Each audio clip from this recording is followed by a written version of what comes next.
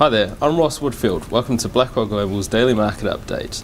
First up, let's take a look at the euro, and it looked to rebound over the 125 mark against the US dollar. The ZEW economic sentiment reports for Germany and the EU both came in strongly, well above forecasts.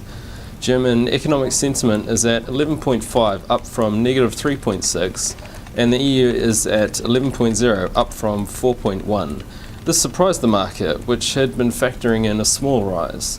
We could be seeing the early effects of all the stimulus. However, there is likely more to come, so the euro could see further lows.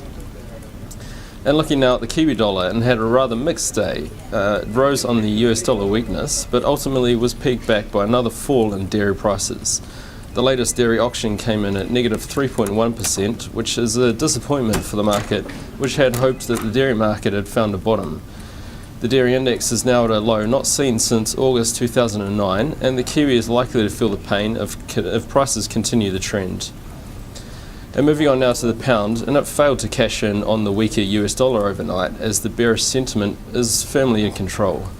The pound ended slightly down as a whole raft of inflation figures were released that left the market indecisive.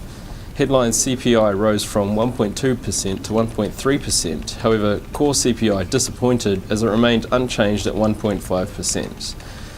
Input and output PPI figures both fell, however house prices beat forecasts and are up 12.1% from a year ago.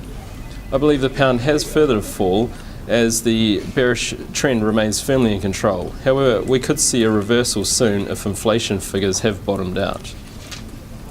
And finally today we'll look at the Aussie dollar, and it rose fractionally despite the Reserve Bank of Australia jawboning the dollar.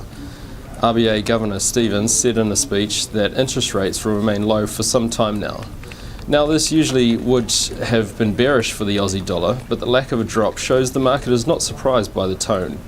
We have continually seen the RBA try and talk the Aussie down without acting, and the market is now beginning to ignore it.